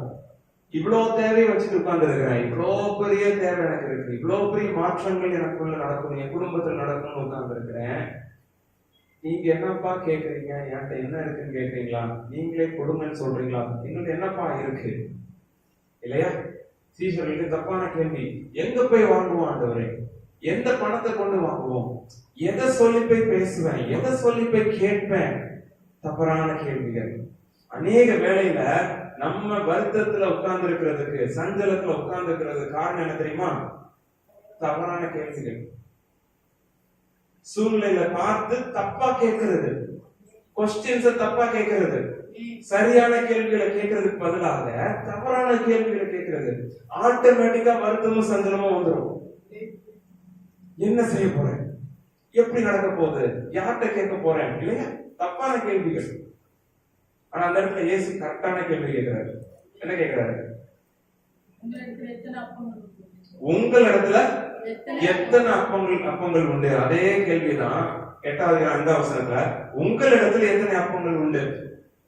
அதெல்லாம் விட, அந்த கேள்வி எல்லாம் ஒரு பக்கம் விட, அந்த கேள்வியை கேட்க கூடாதுன்னு சொல்லி கொடுத்துருக்கணும் ஏன்னு சொல்லுவாரு. மத்தேயு 6ஆம் அதிகாரத்துல பாருங்க, மத்தேயு 6:31-33 வாசிக்கலாம். மத்தேயு 6:31. எண்ணத்தை குடிப்போம், எண்ணத்தை உடுப்போம் என்று கவலைப்படாதிருங்கள். இவைகள் எல்லாம் அஞ்ஞானிகள் நாடி தேடுகிறார்கள். இவை எல்லாம் உங்களுக்கு வேண்டியவைகள் என்று உங்கள் பரமபிதா அறிந்திருக்கிறார். முதலாவது தேவனுடைய ராஜ்யத்தையும் அவருடைய நீதியும் தேடுங்கள், அப்பொழுது இவைகள் எல்லாம் உங்களுக்கு கூட கொடுக்கப்படும். ஹல்லேலூயா, ஹல்லேலூயா. 31ஆம் வசனத்தை மறுபடியும் சேர்ந்து வாசிக்கலாம். 31-32. ஆகையால் எண்ணத்தை உண்போம், எண்ணத்தை குடிப்போம், எண்ணத்தை உடுப்போம் என்று கவலைப்படாதிருங்கள். இவைகள் எல்லாம் அஞ்ஞானிகள் நாடி தேடுகிறார்கள். இவைகள் எல்லாம் உங்களுக்கு வேண்டியவைகள் என்று உங்கள் பரமபிதா அறிந்திருக்கிறார். அல்லேலூயா. ஆகையால் எண்ணத்தை உண்போம், எண்ணத்தை குடிப்போம், எண்ணத்தை உடுப்போம். இந்த கேள்விகள் தவறான கேள்விகள், தப்பான கேள்விகள். மெய்யான அப்பத்திற்கு முன்பாக கேட்கப்பட வேண்டிய கேள்விகள் கிடையாது. அவிசுவாசத்தின் கேள்விகள். அநேக நேரத்துல நம்ம ஜெபங்களும் அவிசுவாசத்தின் வெளிப்பாடுகளாக மாறிடுது. நிறைய நேரத்துல ஆண்டவர்கிட்ட தான் அழுது ஜெபிக்கிறேன்னு சொல்ற இடத்துல எல்லாம் புலம்புறதுல அவிசுவாசங்களும் புலம்பிட்டு இருக்கிறோம். ஆண்டவர்கிட்ட புலம்புறதுல அவிசுவாசங்கள் வருது. ஜெபங்கள் கூட, ஜெபம் பண்ற நேரத்துல கூட தப்பான ஜெபத்தை ஏறெடுக்கிறோம், அவிசுவாசம் நிறைந்த ஜெபத்தை ஏறெடுக்கிறோம். அந்த என்னப்பா என்னப்பா என்ன செய்வேன், என்ன செய்வேன், என்ன செய்வேன், எங்க போவேன், என்னால முடியுமா, நான் நல்லவனா மாற முடியுமா, என் குடும்பம் மாறுமா, என் ஹஸ்பண்ட் மாறுவாங்களா, என்னுடைய பிள்ளைங்க மாறுவாங்களா, என்னுடைய இந்த பொருளாதார தேவை சந்திக்கப்படுமா, எனக்கு வீடு கிடைக்குமா, எனக்கு இது கிடைக்குமா, இந்த வேலைக்கு ஒரு அற்புதம் நடக்குமா? இல்லையா? எத்தனையோ காரியங்களை கேட்கிறோம்ல, நிறைய பிரேக் த்ரூஸ் கேட்கிறோம், நிறைய ஹீலிங்ஸ கேட்கிறோம். ஆனா எப்படி கேட்கிறோம்? இதை குறித்தெல்லாம் நீ கவலைப்பட வேண்டாம், இதை குறித்தெல்லாம் யோசிச்சு சஞ்சலப்பட வேண்டாம். இந்த போதனையை சொன்ன இயேசுதான் என்ன கேட்கிறாரு? இப்படி கேசாதப்பான்னு சொன்ன இடத்துல மறுபடியும் அதே கேள்வி கேட்கிறாங்க. எங்க போய் வாங்குவோம்? எங்க போய் இத்தனை 1000 பேருக்கு நம்ம சாப்பாடு கொடுக்க முடியாது? என்ன ரியலிஸ்டிக்கா பேசுறீங்கன்னு கேட்கிறாரு. இல்லையா? அவர் போதிச்சு கொடுத்ததுதான் என்ன கேட்கிறாரு? திரும்ப வந்து கேட்கிறாரு. உங்கள்ட்ட சொன்ன காரியத்தை தான் என்ன பண்ணுவாரு? திரும்ப வந்து பேசுறாரு. அநேக காரியங்கள் உங்கள்ட்ட பேசின காரியத்தை மறுபடியும் வந்து பேசுவார். தீர்க்கதரிசி புஸ்தகம் பழைய பாட்டுல பாத்தீங்கன்னா முக்கியமான இடங்களை கொடுக்குது. ஏசாயா இருக்கட்டும், எரேமியாவா இருக்கட்டும், எசேக்கியலா இருக்கட்டும், இந்த 12 குட்டி குட்டியா இருக்கிற தீர்க்கதரிசி புஸ்தகங்களா இருக்கட்டும், முக்கியமான பகுதி. ஆனா அவங்க சொன்னதுல என்ன தெரியுமா? என்ன பேசினாங்க தெரியுமா? பெரிய பகுதி எடுக்கிறாங்க பைபிள்ல, அநேக பேருக்கு புரியாத பகுதி. தீர்க்க தரிசனங்கள் புரியாத பகுதி, நிறைய புரியாத விஷயங்கள் பேசியிருப்பாங்க. அவங்க என்ன பேசினாங்கன்னு நினைக்கிறீங்க? உபாகமத்துல, என்னாகமத்துல, லேவியராகமத்துல, யாத்திராகமத்துல தேவன் செய்த உடன்படிக்கைய என்ன சொன்னாரோ அதே தான் மறுபடியும் மக்கள்கிட்ட போய் சொல்லிட்டு இருப்பாங்க. யாரு? இது தீர்க்கதரிசிகள். ரிப்பீட் பண்ணுவாரு. ஆண்டவர் அப்படிதான் நம்ம சித்தம் வச்சிருக்காரு. ஒரு காரியத்தை நம்ம சொன்னதுக்கு அப்புறம் மறுபடியும் வந்து சொல்றாருன்னா அதை நம்ம என்ன பண்ணணும்? எடுத்துக்கொள்ளணும், ஏற்றுக்கொள்ளணும்னு சொல்றது அர்த்தம். அல்லேலூயா. இதை நம்ம செய்யக்கூடாதுன்னு சொன்ன காரியத்தை நான் மறுபடியும் செய்கிறேன். ஆனால் மறுபடியும் ஆண்டவர் சொல்றாரு, இதை பண்ணாத, காது கேட்க மாட்டீங்களா, கண்ணு தெரிய மாட்டீங்களா, உணர மாட்டீங்களான்னு கேட்கிறாரு.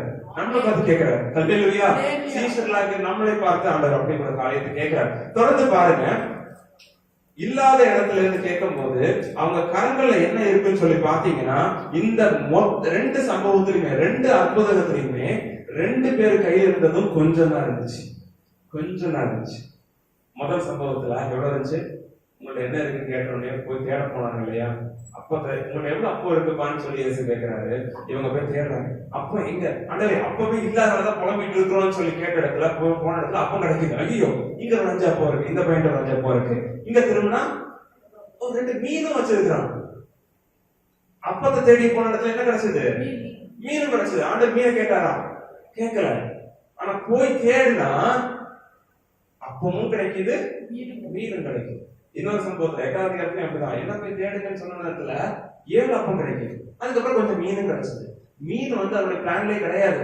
நிறைய டைம் நம்ம லைஃப்ல ஆண்டவர் பார்த்து நம்மளை பார்த்து கேட்கிறாரு, உன்கிட்ட என்ன இருக்கு, உன்னிடத்துல என்ன இருக்கு?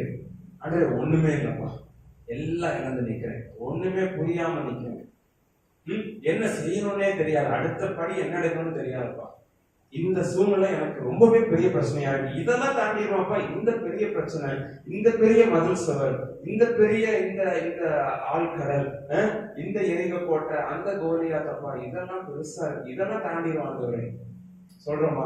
ஆனா நம்மளை பார்த்து மறுபடியும் கேட்கிறாரு, உங்களிடத்துல என்ன இருக்கு, உங்கள்கிட்ட என்ன இருக்கு, தேடுவோம். ஆனால் கம்ப்ளைண்ட் பண்றதை நிறுத்திட்டு, புலம்புறதை நிறுத்திட்டு, சந்தேகப்படுறதை நிறுத்திட்டு, பக்கத்துல இருக்கிற கூப்பிட்டு இல்ல பாரு இல்ல பாரு இல்ல பாருன்னு சொல்லி புலம்புறதெல்லாம் தவிர்த்துட்டு, ஆண்டவரே அப்போ பார்க்கிறேன், என்னிடத்துல விட்டு சென்ற நீ தீர்மானத்தின்படி நீ அழைத்திருக்கிறீரே, நான் அப்பத்தோட இருக்கிறேன், நான் இருக்கிறேன் ஆண்டவரே, என்னை பயன்படுத்தி. உடைஞ்சுதான் நிக்கிறேன், நான் இருக்கிறேன், தவிச்சு போய் தான் இருக்கிறேன், கேள்வியோட தான் இருக்கிறேன், நான் இருக்கிறேன், என்னை நடத்துங்க, என்னை பயன்படுத்துங்க, என்னை ஆசீர்வதிங்க. அப்பத தேர்ந்தெடுத்துல மீன் கிடைச்சது எவ்வளவு நல்ல ஆண்டவர் இல்ல? நம்ம சரியான தேடுதலோட, சரியான இருதயத்தின் வெளிப்பாடு, சரியான தேடுதலை காட்டும். உங்க இருதயம் சரியான இடத்துல இருந்து தேடுவோமானால் அப்பத்தையும் மீனையும் காண்பீர்கள். இருதயம் கேள்வியோடு, சந்தேகத்தோடு, புலம்பலோடு இருக்குமானால் அப்பமும் கிடைக்காது, மீனும் கிடைக்காது. அவர் நல்லவரா இருக்கிறனாலதான் மீனை எக்ஸ்ட்ராவா கொடுக்குறாரு. அதை ஆசீர்வதிச்சு என்ன பண்றாரு? 5000 பேரை போஷிக்கிறார். அந்த 7 10 ஆசீர்வதிச்சு, மீன் ஆசீர்வதிச்சு 4000 பேரை போஷிக்கிறார். அல்லேலூயா. எனக்கு ஒண்ணுமே இல்ல அப்படின்னு சொல்றீங்கன்னா அவர் பொய்யான தேவன் சொல்றீங்க, அவர் உண்மை இல்லைன்னு சொல்றீங்க, அவர் நிஜம் இல்லைன்னு சொல்றீங்க, தேவன் உயிரோடு இல்லைன்னு சொல்றீங்க, எனக்கு எதுவுமே இல்லைன்னு சொல்லும் போது கேர்ஃபுல்லா இருக்கும். எனக்கு ஒண்ணுமே இல்லை, எனக்கு யார் இருக்கா சொல்லும் போது அவர் அவமதிக்கிறீங்கன்னு அர்த்தம். அவர் அவமதிக்கிறோம், நம் வார்த்தைகளால அவர் என்ன பண்றோம்? அவமதிக்கிறோம். அதாவது எனக்கு யார் நிற்பா அப்பான்னு சொல்லும் போது அவர் நிற்காரு, நின்றுருக்காரு, அப்பா நிற்கிறாரு. அவர் பார்த்து எனக்கு யாரப்பா நிற்பான்னு சொன்னோன்னா அவர் என்ன சொல்லுவாரு? நான் இருக்கிறது பார்க்கலையா? எவ்வளவு பெரிய மன உடையும் அவருக்கு. அந்த மனசு என்னவா மாறிச்சு அவருக்கு? சஞ்சலப்பட்டு ஆவியில பெருமூச்சு, பெருமூச்சு ஏற்படும்ல. இவ்வளவு பெரிய அடையாளம் நான் இருக்கிறேன், இன்னொரு அடையாளத்தை கேட்கிறியா? இவ்வளவு பெரிய அற்புதமா உனக்கு நான் இருக்கிறேன், இன்னும் கேட்கிறியா? ஒன்றுமே இல்லைன்னு சொல்லி ஒரு நாள் நம்ம என்ன சொல்லக்கூடாது? சொல்லக்கூடாது. தோன்ற மாதிரி இருக்கிறத சொல்லலாம். ஆண்டவர் ஜெபிக்கும் போது ஆண்டவரே தோணுது, எனக்கு ஒண்ணுமே இருக்கிற மாதிரி தெரியலப்பா, என் கூட நிற்கிறவங்க எல்லாம் இப்ப இல்லப்பா. நிறைய பேருக்கு கூடயே ஒரு சப்போர்ட்டாக இருந்த ஒரு நபர் விட்டு போயிருக்கலாம். தூணாக நின்றவங்க, சப்போர்ட்டாக இருந்தவங்க விட்டு போயிருக்கலாம். அந்த போனவங்க இப்ப இல்லப்பான்னு சொல்லி எனக்கு தோணுது ஆண்டவரேன்னு சொல்றாமே தவிர, இல்லப்பான்னு எனக்கு ஒண்ணுமே இல்லப்பா, எனக்காக பேச யாருமே இல்லப்பான்னு சொல்லவே கூடாது. அல்லேலூயா. ஆண்டவர் கேட்கும் பொழுது, ஆண்டவரே நான் என்ன வைத்திருக்கிறேன், அதற்கு என் பக்குவமான இருதயம் ரொம்ப அவசியம். அந்த நேரத்துல பக்குவமான இருதயம் ரொம்ப அவசியம். கட்டப்பை தேடும் போது அப்பம் கண்டடைவீர்கள், உங்களிடத்துல தேடும் பொழுது அப்பத்தை கண்டடைவீர்கள். ஏதோ ஒன்று கொடுப்பதற்கு ஆண்டவர் வைத்திருக்கிறார். உங்கள் மனதை வைத்திருக்கிறார், உங்களுடைய சிந்தனைகளை வைத்திருக்கிறார், உங்க கிரியேட்டிவிட்டி இருக்கு, நீங்க இருக்கிறீங்க, உங்களோட கூட ஆண்டவர் இருக்கிறார். அல்லேலூயா. அவர் கரங்கள்ல இந்த அப்பங்கள் இந்த அந்த பரிதாபமாக கண்டிப்பா இந்த மாதிரிதான் இருந்திருக்கும். இது கொஞ்சம் சுருங்கி போச்சு, காஞ்சி போச்சு. அந்த சின்ன பையன்கிட்ட கண்டிப்பா பார்சல் பேக் பண்ணி வச்சிருப்பான். எப்படி இருந்திருக்கும்? நல்லா நீட்டா வச்சிருப்பாங்களா அப்பம்? கொஞ்சம் பிசைஞ்சு போய் கசங்கி போய் தான் வந்திருக்கும். அந்த அப்பத்தையும் அவர் வேல்யூபிளா எடுக்கிறாரு, வெளியேற பெற்றதான் எடுக்கிறாரு. இந்த சரீரம், இந்த உடைஞ்சு போன இந்த அப்பத்தை கையில எடுக்கிறாரு. எடுத்து என்ன செய்யறாரு பாருங்க, என்ன செய்யறாரு அவரு? 6வது அதிகாரத்தில், மார்க் 6வது அதிகாரம் 41வது வசனத்தை வாசிக்கலாம். அவர் அந்த 5 அப்பங்களையும் அந்த 2 மீன்களையும் எடுத்து வானத்தை அண்ணாந்து பார்த்து ஆசீர்வதித்து அப்பங்களை பிட்டு அவர்களுக்கு பரிமாறும்படி தம்முடைய சீசர்களிடத்தில் கொடுத்தார். அப்படியே 2 மீன்களையும் எல்லாருக்கும் பங்கிட்டார். ஆமென். அப்படியே அவர் அந்த 5 அப்பங்களையும் அந்த 2 மீன்களையும் எடுத்து வானத்தை அண்ணாந்து பார்க்கிறார், ஆசீர்வதிக்கிறார், பின்பாக அப்பங்களை பிடிக்கிறார். முதலாக அந்த அப்பத்தை அவர் பெற்றுக் கொள்கிறார், ஏற்றுக்கொள்கிறார். தகுதியே இல்லைன்னு சொல்லி புலம்பிட்டு இருக்கிற நம்மளை பார்த்து, உன்னிடத்துல என்ன இருக்குன்னு கேட்டு தன்னையே அர்ப்பணிக்கிற நம்மளை பார்த்து, அந்த அப்பமா இருக்கிறோம். இப்போ அந்த அப்பத்தை கையில் எடுக்கிறாரு. அப்பத்தை எடுத்து அவர் அதை ஆசீர்வதிக்கிறார். என்ன பண்றாரு? ஆசீர்வதிக்கிறதுக்கு என்ன செய்யறாரு? அவரு அத அண்ணாந்து வானத்தை பார்க்கிறார், ஹெவன்ல பார்க்கிறாரு. இந்த அப்பத்தை எடுத்து பரலோகத்தை தொடராரு. ரொம்ப அழகான ஒரு பிக்சர், எனக்கு ரொம்ப பிடிச்ச ஒரு பிக்சர். உடைஞ்சு போன இந்த அப்பத்தை, இல்ல கலங்கி போன இந்த அப்பத்தை, தகுதியே இல்லைன்னு சொல்லி புலம்புற இந்த அப்பத்தை எடுத்து பரலோகத்தை தொடராரு. அண்ணாந்து பாக்குறாரு. இது இங்க உள்ள அப்பம் இல்ல, பரலோகத்துக்குரிய அப்பம்னு சொல்லி பாக்குறாரு.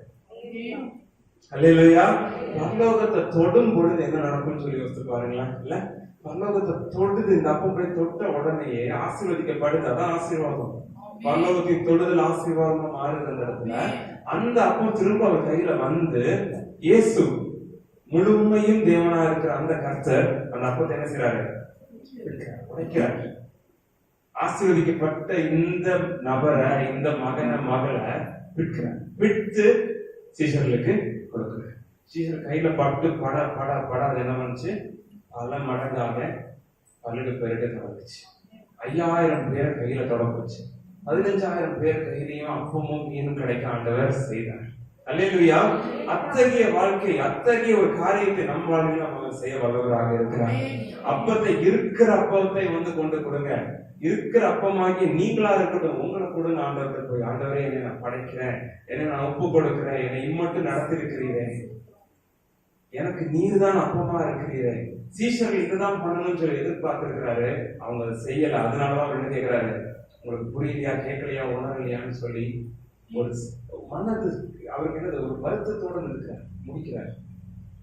நான் நின்றதுக்கு அப்புறமும் இவ்வளோ பேசிட்டேப்பா, உனக்கு இவ்வளோ வைத்திருக்கேனே, உனக்குள்ளாக இப்படிப்பட்ட காரியங்களை வைத்திருக்கேனே, அதை கொடுன்னு சொல்லி அவர் எதிர்பார்க்கிறார். அல்லேலூயா. எழுந்திருப்போமோ ஒரு